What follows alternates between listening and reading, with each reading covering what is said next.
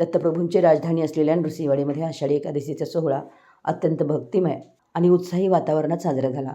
पहाटेपासूनच विठ्ठल मंदिर परिसर वारकऱ्यांच्या विठ्ठल विठ्ठल जय हरी विठ्ठल आणि ज्ञानोबा माऊली तुकाराम या जयघोषानं दुमदुमून गेलं. सकाळी 6 वाजता सरपंच चेतन गवळी या दाम्पत्याच्या हस्ते विठ्ठल रुक्मिणीच्या मूर्तीला अभिषेक करून महापूजा करण्यात आली. यानंतर हजारो भाविकांच्या उपस्थितीत आरती झाली. आषाढी एकादशीनिमित्त विठ्ठल मंदिराच्या गाभाऱ्यात आकर्षक फुलांची सजावट, विद्युत रोषणाई, ज्वलंत विषयावर रांगोळी काढण्यात आली. दिवसभर विठू माऊलीचं रूप डोळ्यात साठवण्यासाठी भाविकांच्या लांबच लांब रांगा लागल्या होत्या. सकाळपासून नृसिंहवाडीतील विविध शाळांचे विद्यार्थी डोक्यावर तुळशी वृंदावन व हातात भगव्या पताका घेऊन वारकरी रूपात विठ्ठल चरणी लीन होत होते.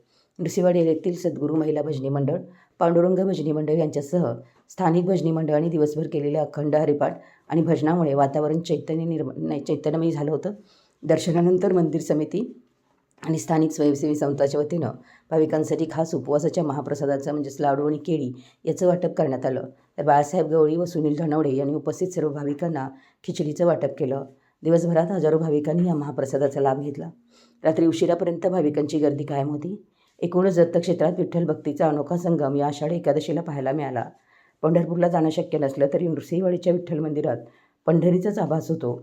या पवित्र क्षेत्री विठू माऊलीचं दर्शन घेऊन मन तृप्त झालं, अशी भावना सांगलीहून आलेले ज्येष्ठ वारकरी निवृत्त महाराज यांनी व्यक्त केली. मराठी एस न्यूजसाठी नृसिंहवाडीहून संदीप अडसूळ.